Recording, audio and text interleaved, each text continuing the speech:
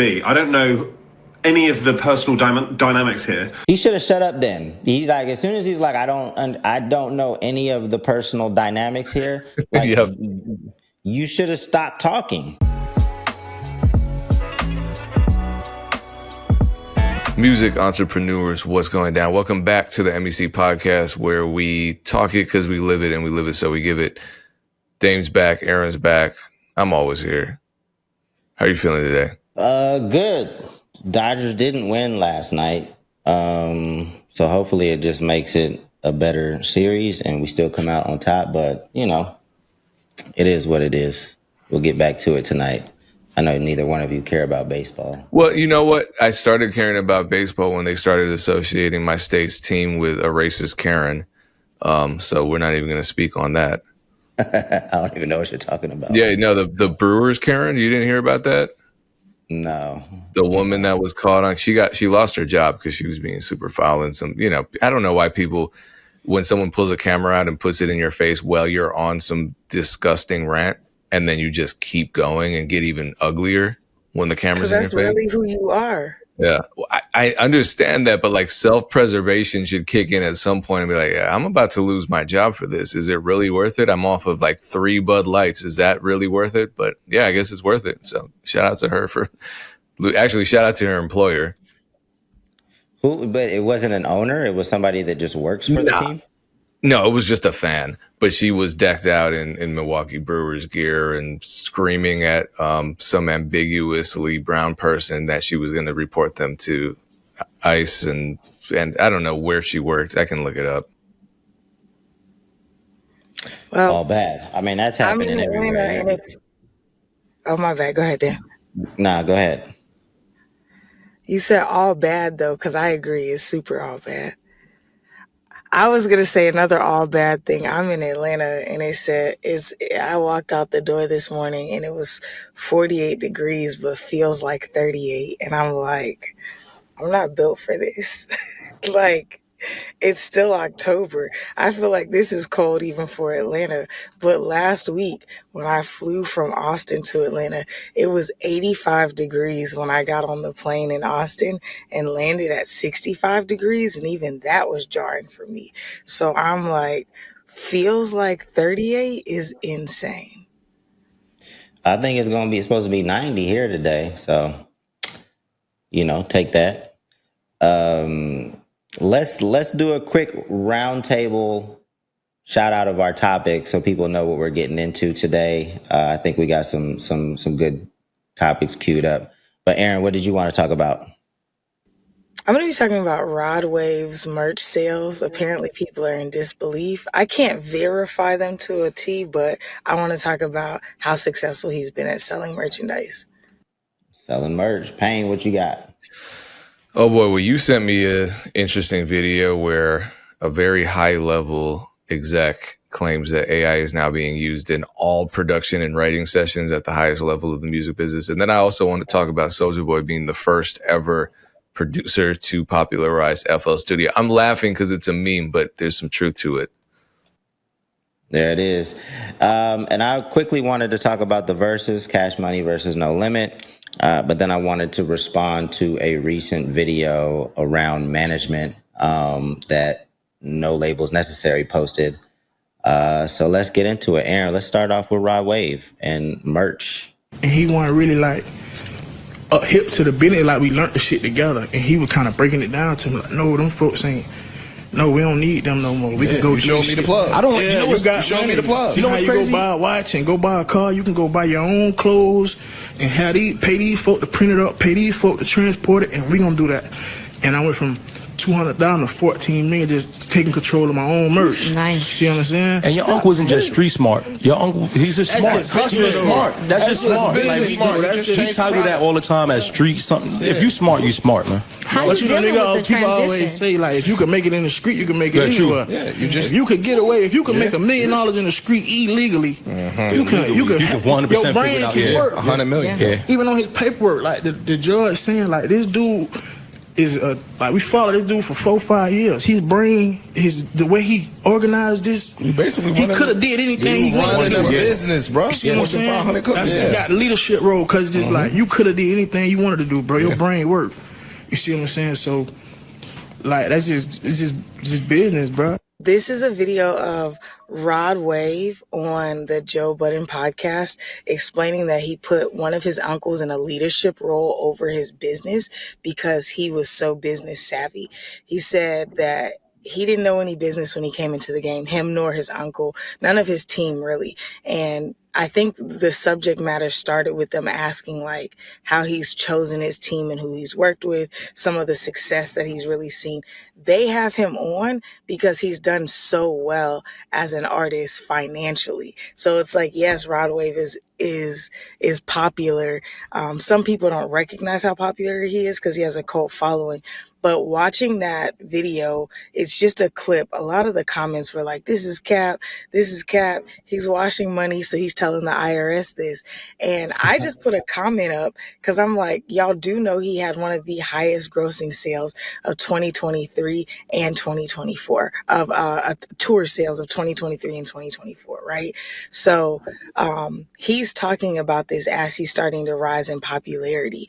And so I think that this transition happened with his uncle in like 2021, 2022, when he's rising in popularity, the pandemic's happening, a lot of stuff is virtual, and his uncle is watching how his business flows. His uncle's a street guy who apparently got out of prison, and he brought him on to his team, and he was just, I don't know, whatever role he was doing was something small, and he was like, hey, he started watching and was like, there's just like you can go buy a watch yourself or a car yourself, you can go directly and buy your own clothing. You can get it printed up and then you can transport it and save a ton of money versus paying a merch person to do it all for you, do all the designs, and then you're just getting a portion of it. And so I think the discrepancy was that people were like, there's no way he went from 200K to 14 million. Now, I think that jump is big. I'm not saying that he made from the same amount of merch that difference, the 200K to 14 million. But I think he's saying by understanding that, they took the reins of his business back and they were able to grow that section of his business. There's one little part after that where he talks about his uncle makes over $1 million a year in his business now. And he was like, Joe Budden makes a funny comment about like, I don't see how y'all are still working together.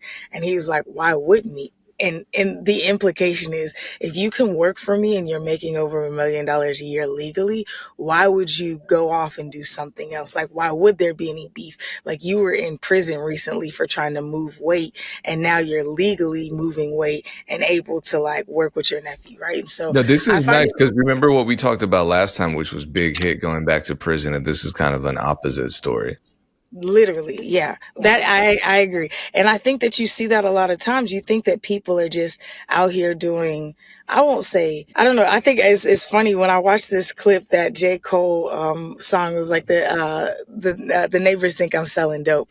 It's kind of like the idea. And that's what he was kind of saying with his uncle. It's like his uncle doesn't have to sell dope anymore because he's just a smart dude. And he was like, oh, we can fix your business to make more money for you. And then he's like, I have an internal circuit of people who care about me, who are also making money with me. So I thought it was a refreshing thing. I just want to, again, I can't verify that it's exactly $14 million, but you can look up his tour stats and see how much money he's making off of touring. You can see the amount of festivals he's playing. If we're just looking at just festivals and tour merch, he's doing really well, but that's not including online sales.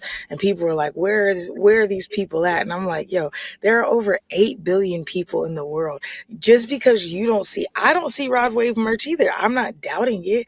Like, I also am not seeing K1 merch or Kaylani merch. And I know there's some of the top selling merch girlies out right now. Do you know what I'm saying? Like, there's so many subcultures of people going wild right now.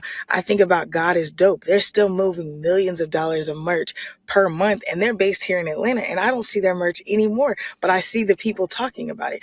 Support Black colleges, millions of dollars in merch monthly. I don't see it anymore, but it's like these are companies that are thriving. So like you can't just assume that because you're not seeing it, it's not happening. And I just want to encourage people that if you're really perceptive, I know that this is on a grand scale, but it's the same way that I came up. I was really learning the business and paying attention to what people were doing. And because of that, I was able to really go out and make money in the music industry with artists that people had never heard about. Even now, I was talking to a newer friend of mine on Friday at an event, and he was like, so what do you do? Because we played spades together several times and never really talk about business. And I was like, oh, I own a community technology company in Austin. And he was like, what? I thought you were in the music industry. I'm like, I used to be. And I was like, I just took those skills and now I do a lot of consulting for the city of Austin, whatever. And I was explaining that to him, and he was like, how'd you get into that? I was like, I just started swimming in an opposite direction of other people, and I realized that my skill set was needed in this category, right? So I think that if you are not just trying to play the game by somebody else's rules and you're really paying attention to trends and how things work, you can always win. Yeah, I mean, I think that with other artists listening to this, like merch obviously can be a big business. And you'll probably go through phases for what you need and what resources you have at the time, right? So when you start out, you may not have the money to finance a merch operation, so you're going to be using Printify, Printful, drop ship options. And then as you get bigger, you'll need to make a choice, but that choice depends on a number of things, right? You need to understand, like, okay, what is your vision for your merch business? Is it just merch? Is it more of a clothing line? Like, do you want it to be a representation of like your name and your likeness? Do you want it to be a separate brand? And then that will dictate kind of a lot of your decisions in terms of how you set things up. Erinn's right. It wasn't like he did the same thing, made 200,000, and then the next year was a carbon copy of doing the same thing, but just a different operation. Like the trajectory of his career is going up. So you can't compare apples to apples one year to the other year, because there's a lot of companies that will work with you. I think right now we work with a merch company, and they take 20%, but they manage our site, they manage the inventory, they manufacture the clothes, things like that. And if we went from one year to the next and just took it all in-house, we would not make that jump in sales. It might be a difference of, 10, 20%, but do we want to invest our time and energy doing that and take our eye off our main thing, which is creating shows? Like our main business is creating shows. Merch can be a healthy part of the business, but it's not the main thing. We got to keep focus on the main thing because we only have a certain number of resources. So we choose to outsource merch. If we take it in-house, we're not going to get $14 million in merch. So it's a very individual decision based on your vision for your merch business, based on your community's appetite for purchasing merch. So it's not like, oh, they're doing it, I'm going to do the same thing. There's a lot of different variables that you have to weigh to figure out what's the best merch operation for you. Pan, you got anything additional to this convo? Shall we move to the next one? Yeah, let's move to the next one. I like people learning and building out teams with people that they trust. This is a positive story. Indeed. I hope it continues to be positive. And with people that they trust, what you were saying, Payne, that's a good point. Because Dame, you're saying it doesn't make sense for y'all to take it out because it's like y'all have to focus on something else. This was his uncle came out of prison. He was like, I'm gonna put him on my team. And his uncle thought of himself as an asset versus just somebody who's gonna hang around his newly successful nephew. And he was like, I'm going to find a way to make this. That's why they talk about the judge, because the judge was talking about how intelligent his uncle was. And so I think that that's an important thing. It's like, there's a lot of stories of people who just mooch, and this is just really encouraging because it's like he grew his nephew's business exponentially.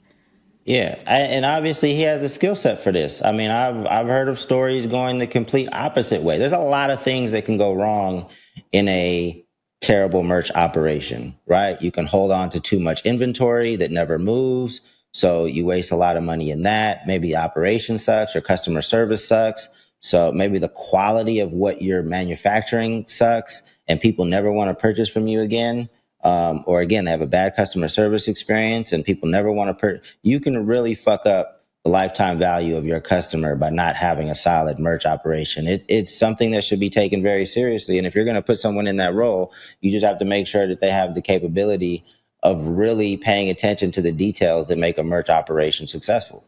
And it sounds like my man has that. So, if you're in prison for drugs for several years, you probably have a good grasp on logistics. Yeah. Yeah, but I'm glad it worked out. I'm super glad it's working out for him. And for everybody that has a solid merch business. I know the Russell has a solid merch business. I know the product has a solid merch business. When Fora was doing his thing, like when Fora was coming up, his music wasn't that popping yet, but he did $100,000 he would do $100,000 every Black Friday. Like I'm not talking about the year. I'm talking about the weekend. That's so incredible. like Erinn said, like just because you don't see it, the world is huge. Like the world is huge. Just because you don't see somebody's merch doesn't mean it's not selling. But that's the whole, new era music industry opinion factory. It's all based on what you don't see. Like, how are you? Who? They must be broke. I've never heard them on the radio type shit. So yeah, we certainly get wrapped up in optics and who we're exposed to.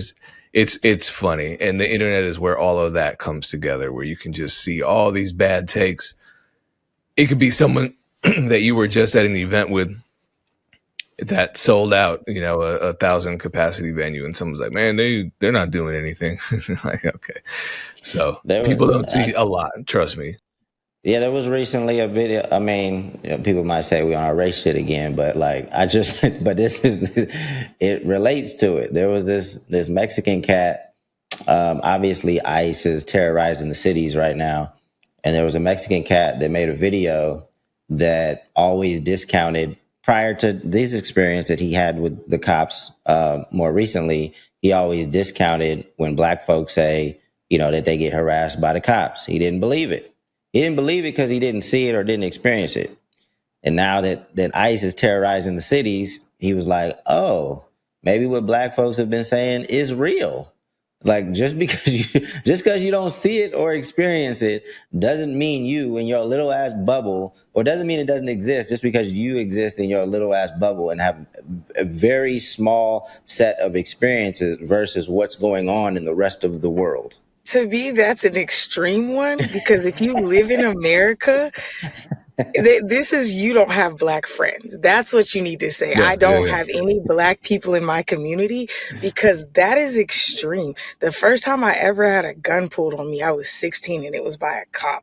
Do you know what I'm saying? So it's like, that's you saying that as a minority in America means that you don't associate with anything but your people and white people, because that is wild. I would say not even your own people. Well, I was just about to say, and probably when I say your people, I mean other like Ted Cruz type Latinos. You know what I'm saying? Who don't admit that they are from a diverse background. All right, let's move back. My bad. Let's course correct to more music stuff before people abandon. Yeah, the comments are going to be wild. Black Supremacist podcast is back. You had a gun pulled on you one time when you were 16, and now you think all cops are bad. And what were you doing? What were you doing? Yeah, let me tell you, I got the hella stories.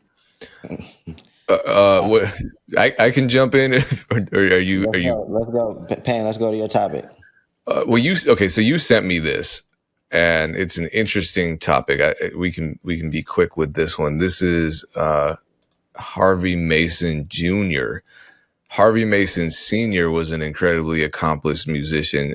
I'm pretty sure he was in a group with Herbie Hancock, right? The Headhunters. Am I making this up? I'm not sure. That's I don't probably know. him.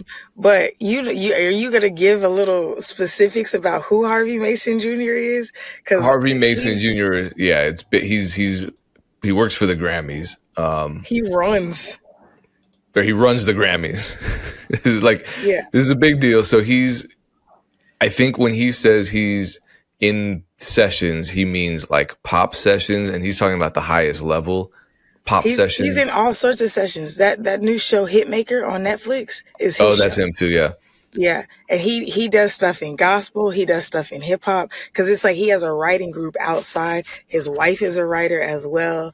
Like they like he's not just a suit. Like Harvey Mason Jr. is producing TV shows, making music, producing pop stars, hip hop stars. He has his hand in everything and has for like 30, 40 plus years. And this is what he had to say. Well, I'll tell you one thing, Demiz. I have not been in a session in the last 12 months that AI was not used. There's not been a session that I've been in that somebody wasn't using AI to send a chorus, to come up with a beat, to write some lyrics, to figure out what some different melody versions could look like, to try different styles of production across some chord changes. AI is being used and is omnipresent in the creative process right now, at least at the highest levels. And I can tell you that as much as I would like to resist it and make sure that human creativity is preserved, because that is part of my job at the Academy, to honor human creativity, I have to tell everybody, I would not have a clear conscience if I didn't say this, that AI is going to disrupt the business. I feel like disrupt is a really weak word to describe anything, but So I don't know why people would be in the comments. I hate when people are in the comments like assuming what they're saying is a fact. Like, how do you know? Like, they used to do that with Funk Volume all the time. Like, they would talk as if they're in our meetings. I know that Hobson didn't say that. How the fuck did you know? Like, how? Like, how do you know? Like, you can say I don't think Hobson. That's fair. That's an opinion. I don't care what you think. But like, people make statements as if they know things about people they have never met before in their life. It's crazy the way people get so entrenched in their opinions to the point where they think it's a fact. That's crazy. Well, look at some of the names that were saying that's not true. These are people that could be in the same sessions with the guy. So, like, one of the producers in there is a hit making I don't get along with the guy. He always says slick shit about me, and I won't say names, but he's in the comments and he is up there. He's produced for. He's produced records that I play in the club all the time. He's produced for international global pop stars at the highest level. So he very well could be in those sessions. And maybe he ran into, I keep wanting to say Harvey Scales. He's another junior whose father was a big time musician in the 70s. But Harvey Mason Jr., He may have been in the sessions with Harvey Mason Jr. I don't know. That's why I'm just wondering if that was an exaggeration. And then again, when he says they're using AI, what does he mean? Does that mean someone's going on ChatGPT saying, hey, finish this line for me? Or does that mean someone's, going full Zanaya Monet mode and creating the entire song by clicking a button and then reverse engineering it, which I'm sure people do all the time. My question is also that this is something that gives me a degree of skepticism. If you're working at the highest level, I'm thinking in a room full of gospel musicians, right? You're working on a gospel session. I'm just going to say this, gospel musicians, the session players, the producers, the songwriters, they're the best, in my humble opinion. I don't even listen to the genre, but they are the best. You get a gospel producer in a space, they are like that kid JB is a gospel player. He's like 19 years old and he's producing all these songs for NBA Youngboy, but he can play anything. The gospel players can do anything. They can play anything because every kind of modern music is just kind of a variant of gospel. So if you're in that session, you don't, with someone that's at that level, that made it to the Harvey Mason Jr. session, they're going to be not just at the top of their genre, but they're going to be at the top of their genre. So why would that person need help writing a bridge? And why would the writer? I'll say this though, because and I agree like with you with the gospel, because like all of your favorite MDs are most likely played in their church or are playing in their church on Sunday. Like Slim Wave is currently on tour with Lil Wayne. He just composed he did Doechie's Tiny Desk, all that, whatever. And he's jumping in between dates with Gashi, which is an electronic artist. So it's like Doechie, Gashi, Lil Wayne, and then he's composing. So like, and then he's doing stuff with his own band. Slim Wave is incredible and can play like any instrument that he touches, literally. But so when I was in Nashville a couple weeks ago at the Dove Awards, which is like a CCM music, like Christian contemporary music, Todd Dupler, which is Harvey Mason Jr.'s second in command at the Grammys. He's the one who does all of the lobbying, which is why I've spent time with Harvey Mason Jr. and Todd Dupler, because I was at Grammys on the Hill with them at the top of this year. So like I've spent time talking to them. It's not just like, oh, I've been in a room with them, right? So Todd held a session on AI during the Dove Awards, and it was like basically encouraging musicians to learn as much as they can so that they're like neither pro or con without being entrenched in the information. And on that panel was one of the artists that I work, or the only artist I still work with, her team. And she was basically saying, she's a Grammy Award winning songwriter, you know, like multiple Dove Awards, multiple Stellar Awards, whatever, like one of the best songwriters I know. She's like, in all of my sessions, I used to go to the thesaurus when we were trying to find extraneous words. And she's like, now we just go to ChatGPT because it's going to pull from every source on the internet. And then she was talking about Suno. She was like, I just got familiar with Suno in a session 2 weeks ago. And she had been talking to me about Suno the whole time we were in Nashville. And she's like, are you familiar with this? And I was like, extremely familiar. And she's like, oh, I just found out about it 2 weeks ago. And I was like, yeah, I've been podcasting about it for almost a year. But she was really excited about it because it can track out her song for her. So she can voice record a demo into it, tell it what instruments to play. And she knows music, like she can play the same thing, multiple instruments. So she's telling it, this is the key I wanted in da da da. And she's voice noting this as she's walking with the idea. And by the time she gets to the studio, it's bounced that track to the place and she can hear it back and be like, I need to change this. I need to change this. So she's directing the band around an idea that she had at lunch, like when she was taking a break from the studio. So I will say at the top level, I don't think she's using it necessarily.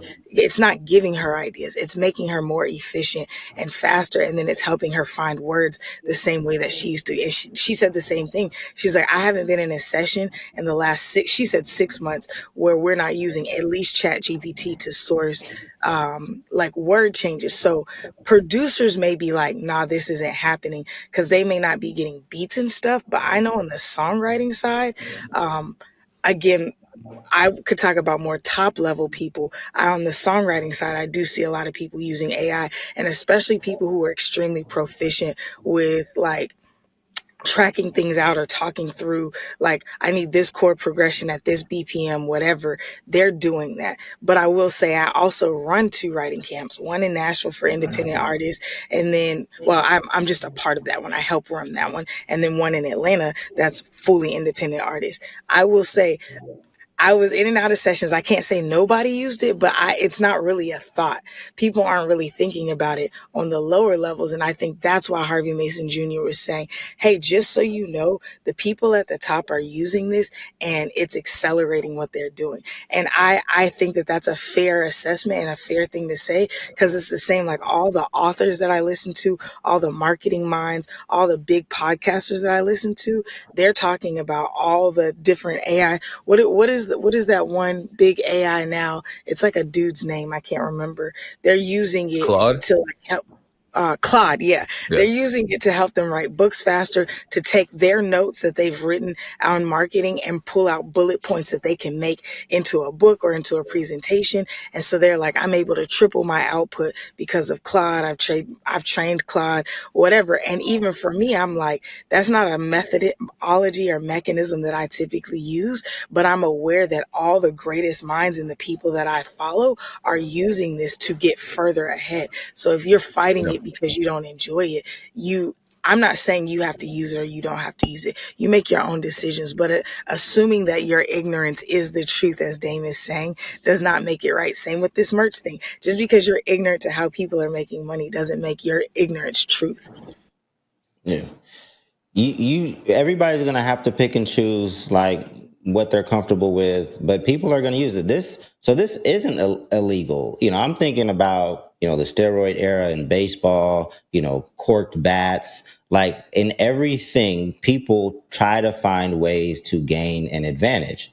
This is a legal way to make your music or maybe make your output more efficient. You can get more stuff out if you use it. But the people that know music, I feel, are going to be able to do what Erinn just described with the artists that she worked with, use it in a better way. So don't be afraid of it. Tap in, explore it, and then you decide how you want to plug it into your creative process. Like, it's here. People are using it. People that use it the best are going to be at an advantage.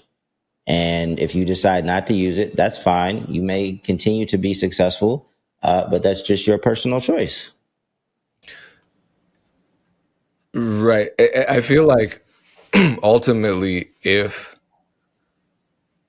AI, and I'm obviously talking about the companies that have openly admitted to just taking tens of millions of pieces of intellectual property from existing artists without any sort of consent or compensation, because that's been their entire defense. Was just, I mean, they pretty much verbatim said in court, in the documents, I've seen lawyers cover this, that yes, we stole tens of millions of songs, but we had to, because if we had done it the legal way, it would have cost us a lot of money. It would have taken forever, which is a crazy statement, and I've had conversations with people where I'm like, well, what if someone walks in your house and is like, yeah, I could buy my own TV, but that's inconvenient. Let me take yours.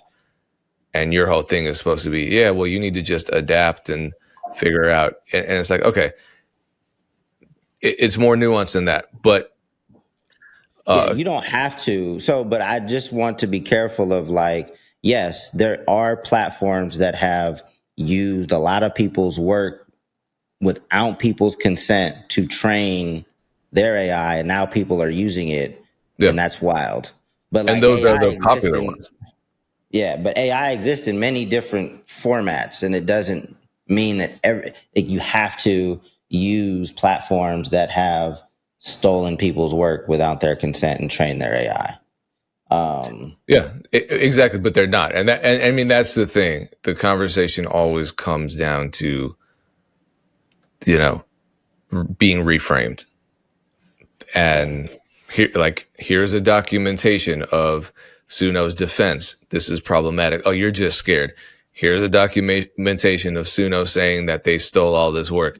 You're just old. Here's a here's a video of the owner of Suno saying, we want to replace musicianship.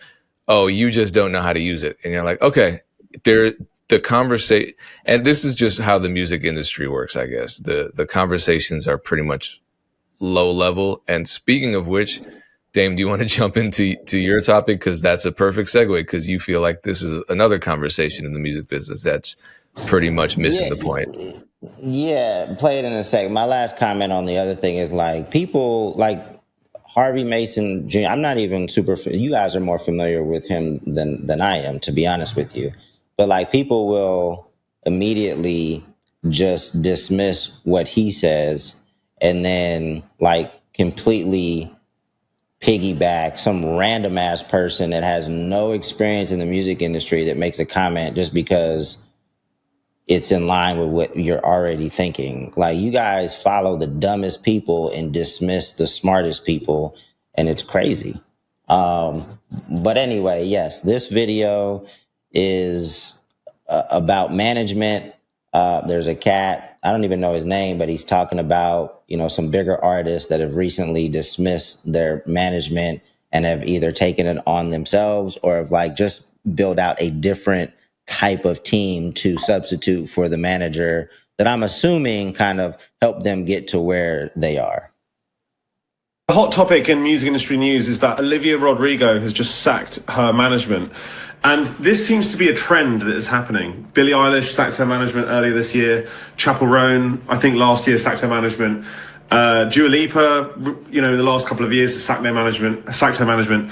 It does beg the question of, when an artist is as savvy as Olivia Rodrigo seems to be. I don't know any of the personal dynamics here. He should have shut up then. He's as soon as he's I don't know any of the personal dynamics here. Yep. You should have stopped talking because you obviously don't know. I don't know Olivia. What's her name? Olivia Rodrigo.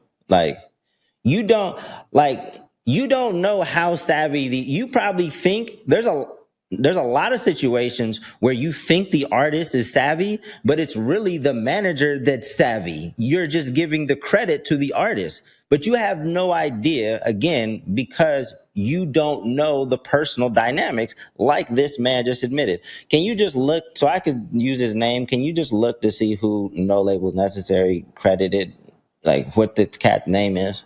And I'm not going to sit here and defend all managers because I will be the first to tell you that there are not that many quality managers, and they are very hard to find. A quality manager is very hard to find. And then the good ones leave. I'm going to tell you, the good ones leave because they're trying to keep their sanity.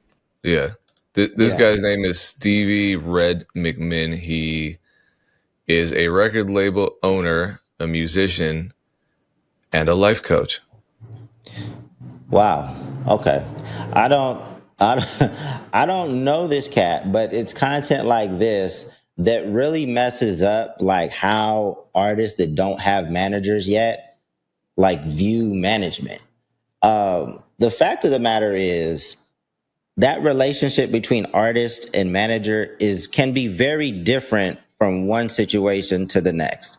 There can be more savvy artists that really understand the business, that want to play a bigger part in the business, that want to build out the team themselves. And maybe that's a different conversation with the manager. That maybe he or she doesn't even need a manager. This person comes on to support in a different type of capacity. From my experience, that is a rarity. Right. Most artists that I've seen need someone to fully build out the infrastructure for their business. They want to focus on the creative side. That's where their skill set is. They say they want to be a CEO, but they don't really want to be, they don't want the responsibilities of what an actual CEO entails. So you need a manager to come in and completely build out the business side of what they're doing. And that's a separate conversation. So and there's even some people that say hey, if a manager comes to you and wants a certain amount a month and doesn't want to be on a percentage basis, it's a red flag. I can, in fact, think of scenarios, and actually I've been in scenarios where a certain amount a month made more sense in the beginning, right? I work with Persephone. Persephone has a good amount of stuff going on, and she didn't want me to be involved in her OnlyFans stuff. Completely fair, but there's a lot of administrative things that you do. There's a lot of inbound, just conversations that you're keeping up that would require a small monthly payment if I'm not going to be privy to. So if you want to gate some of the revenue streams, right? Even with Ja, when we first started, he already was making money from YouTube. I didn't think it made sense for me to come in and just start commissioning that YouTube right away. So he paid me a certain amount a month. There's scenarios for everything, in my opinion, when you're talking about a manager or whatever you want to call the person that comes in to help your business. And that's why this conversation needs to be more nuanced, and you need to have the information before you speak on it. Well, for also these he's bigger. he's claiming that there's a trend of artists sacking their management, but as long as I've been in the music business, I've been seeing this happen all the time. I mean, it's like saying there's this trend of women breaking up with their boyfriends. Like, that's not a trend that's been going on. Are you serious? So, and I even looked up Olivia Rodrigo's management, and it's a woman named Aline, and she used to manage Natalie Portman, and they parted ways in 2014. So that's 11 years ago. That's I guess that's part of the trend. It's been a decades long trend. I think the guy made great clickbait because instantly either you're engaged because you're thinking, okay, I got to learn about this trend. This is crazy, or you're kind of on Team Dame where you're like, this sounds like bullshit. Let me let me continue watching so I can make a response. I just get frustrated when stuff comes out because I know how difficult it is for artists and managers to work. I know how difficult it is for artists and producers to work. And I feel like there's always content that comes out that confuses the dynamics of what that relationship should look like. And now it makes it even harder for you guys to exist in harmony when you need each other so bad in order for most artists to be successful. There should be a point, like if you're working with an artist, you should really understand like where they want to end up being. If their goal is to be Justin Bieber, maybe you guys even have that conversation of how the relationship transforms over time. Or maybe there at some point, at some point, it probably doesn't make sense to give somebody 20% gross of everything, but maybe there's a buyout. They're like, hey, I appreciate everything you've done to get me to this point. Maybe that person had some equity in the company, and in the contract at a certain point, there's a buyout, right? And because you don't have to be locked into this person till you die. Like, I'm not suggesting that. I'm suggesting that there should be communication over time and a contract that exists that clearly states like what the options are for transitioning the relationship or transitioning out of the relationship. It all goes down to communication, but idiots like this making content make that communication so much harder because now the artist believes that they have all of the value. So that's why I get frustrated when I see this. Like, these conversations are very nuanced, and they should be you should need to understand like how this works or how you should think through it so Yeah. you can come hopefully closer to what is fair between you and any partner you plan on bringing on: producers, assistants, merch folks, managers, like, Yeah. but stuff like this I think just makes it harder. Well, and also just it's easy to be skeptical because I'm looking at every situation he brought up. Well, not even every, but Chappell Roan, Olivia Rodrigo, Dua Lipa, they're all very different situations. Chappell Roan just signed a new management deal with a different team. Dua Lipa built out management internally, which is it's kind of like what Rod Wave did. She had been managed by her father, but then they started a whole media company and blah blah blah. So they restructured in that regard. And then Olivia Rodrigo is kind of trying to do the same thing. It seems like, but obviously it can't be the same thing. It's whatever The Billie makes Eilish sense. one actually surprises me though. Cause I won't say I know her manager, but like we've met a couple times and we follow each other on socials, which is like really hard because she's very private. That one is actually super surprising because she is such a like unique, deep thinker, very whimsical person, perfectly suited for being in Billie Eilish's world. I think is a major contributor in how Billie Eilish was able to stay in her world the way that she has and build from that. Her and Phineas have a great relationship. I don't know. It actually really surprises me because she's been around them since Billie was literally a child. So like that one really it's not surprising because I know that the way that artists are, but it's very surprising because I'm just like, she just so perfectly fit with what they had going on in that sphere. Do you know what I'm saying? But at the end of the day, why stop that video where he said he doesn't understand the personal dynamics?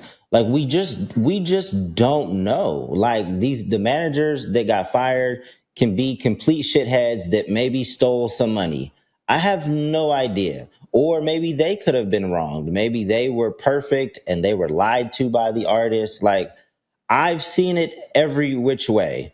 And if you ask me which way I've seen it more, I've seen it more where the artist was at fault. But I'm not going to sit here and say the artist is always at fault because I know that managers can be shady too. Like we just don't know what's happening unless they share, unless you have an opportunity to sit down with this person and have a podcast like me and Hobson did. Like you can act, like there are people are telling me what happened, and you can literally go to YouTube and listen to us have the conversation. That's rare. Like I've never seen that before ever. Like when And he actually owned some stuff, which was wild. Because I know if I were to sit down with some of my ex artists, they would probably still be in denial if I'm being honest.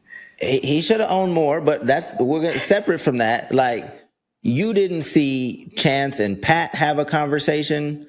You didn't see I didn't even know Blast and his manager had parted ways. Like it was so like on the low. Like there was no articles about it. Like they, hopefully, it probably wasn't amicable, but like we don't know is that and you should not be making content on shit you don't know about. But somehow that's just the norm these days. Everybody claims. That's how you make money. Yeah, everybody claims to know. I'm like, how do you know? Were you there? No. Then shut up. Like, or say, I think. My opinion is. You don't know shit.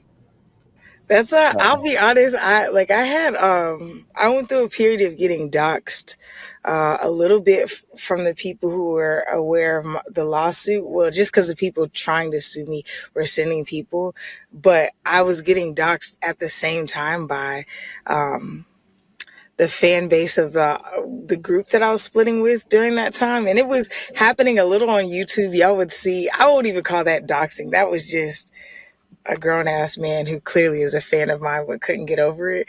But I was in my DMs, I was getting a lot of just like wild DMs. And when I say a lot, it may be 10 to 15 DMs per day. And then, 5 to 10 comments per day, which so some people be like, that wasn't doxed. I was harassed, but it happened for like almost a year. And as somebody who gets a lot of positivity coming back to me, that was a lot for me to handle for a while. But people used to say the wildest stuff like, you did this, you stole this. I have seen people in person who I didn't know it was them or didn't know them well, and they were saying these things about me, and they're like, man, you look like you're doing so good. There's no way that you are a part of X, Y, and Z. And I'm like, that's interesting because you were so bold to say these things. If I was the person and the monster that I was created to be, there's so much that wouldn't have happened since then. Do you know what I'm saying?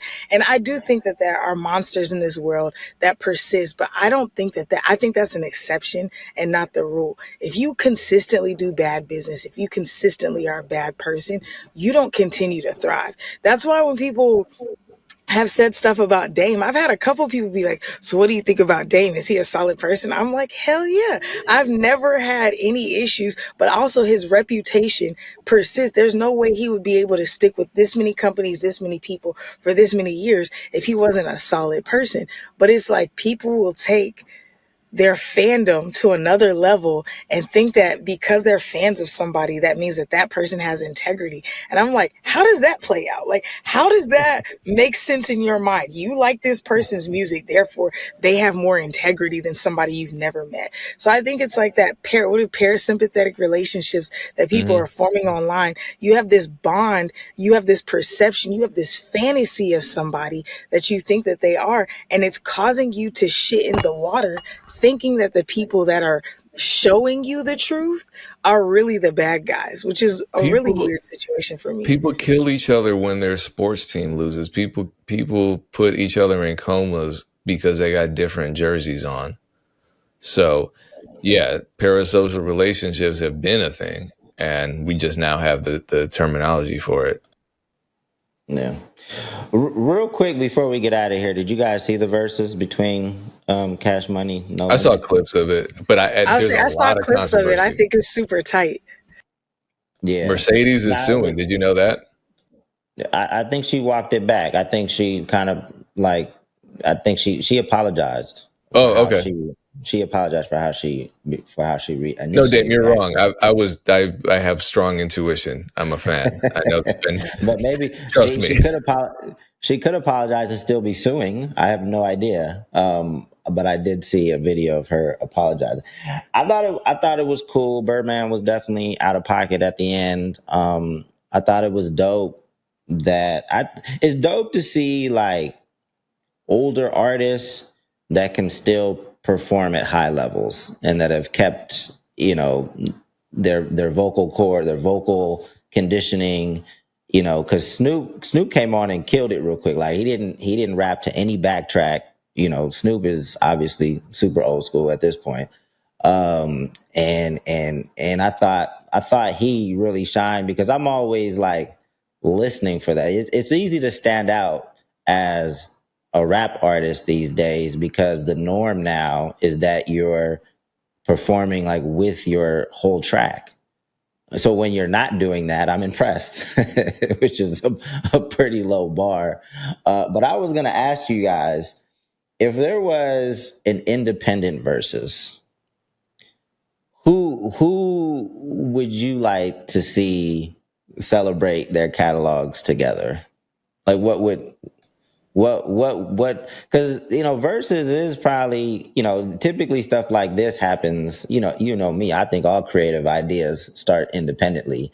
And to be honest with you, like, and I told you guys this on this podcast, like I pitched a versus album to Strange and they completely shut it down. I wanted to do Funk Volume versus Strange. I was going I've to said say that on the strange, honestly. yeah.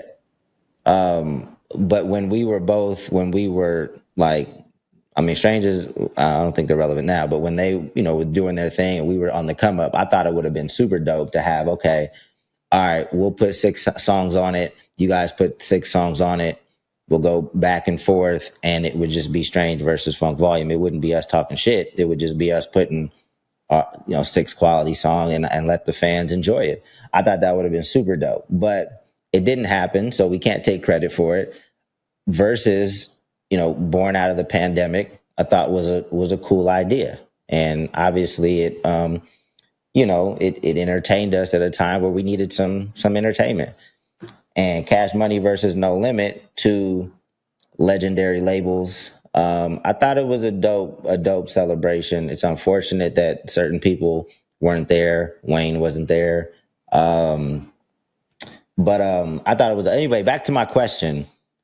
An independent versus Aaron, Payne, whoever has an answer first, who would you guys like to see celebrate their catalog? And who would it be Chance like? the Rapper easily. Okay, but who? He's the independent GOAT, I feel like, of this generation. You know what I'm saying? He like redefined independence. I would say I would love to see him with like Smino and Saba, kind of like what is it, Zero Fatigue. I don't know if Saba's in Zero Fatigue, but like Zero Fatigue versus like Chano and his brother and kind of that crew. But that would be kind of like a Midwest, Chicago, St. Louis type vibe, which I think, or maybe they do the Midwest and Chicago, St. Louis versus like in Atlanta. But then it's like, to what degree are you saying independent? Because I would love to see like JID and Earth Gang, you know what I'm saying? They're indie label, but not independent. JID, Earth Gang versus them, I think would be super cool. But also, like, again, this may be controversial, but I would love to see Ye do a versus if we're talking about independent. Like Ye doing a versus with anybody it would just be Ye versus Kanye. That's what I feel. I feel like Okay, it'd be Ye versus Kanye. how about we allow for people that are signed, but you can only play music from your independent experience? That would go crazy. That's fire. What would we do with someone like E40 though? I don't know. I mean, I have no idea like when he was or wasn't signed. Um, to be honest, I don't know. Well, then you could pretty much do a whole independent versus off of the city of Houston and Chicago too. I mean, they have huge independent scenes. I mean, I'm So from the Midwest. maybe that's what it is. Like Aaron suggested, maybe it's like a city, like independent, Chicago versus independent Houston, and Yeah, just pick a few that have been, legendary independent artists. But I think it's about time, like, independent artists steal an idea from major label folks. They don't, it's been happening to independent artists for decades. Steal that idea and do your own verses on IG. I think it would be dope just to again celebrate catalogs, cross promote, unearth some songs that people probably forgot about or people that don't know about certain songs.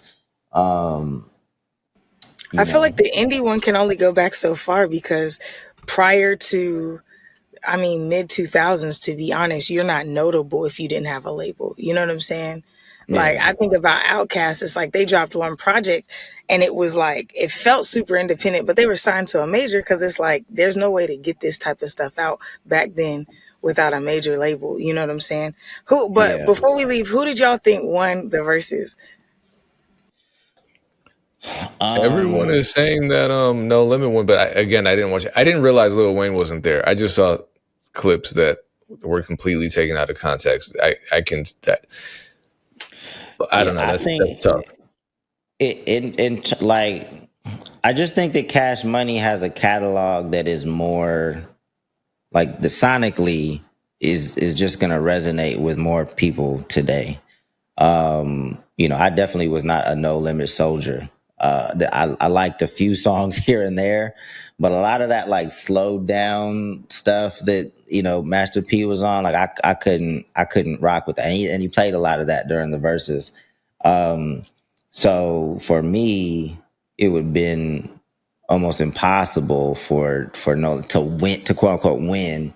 Um, but I think that they kept it more even because they just had a like well one Birdman is a negative, like just like being up there and every time he was on the mic. But Juvie is still like, he still puts out dope music to this day. So he held it down for Cash Money. But I think collectively, No Limit had a better presence.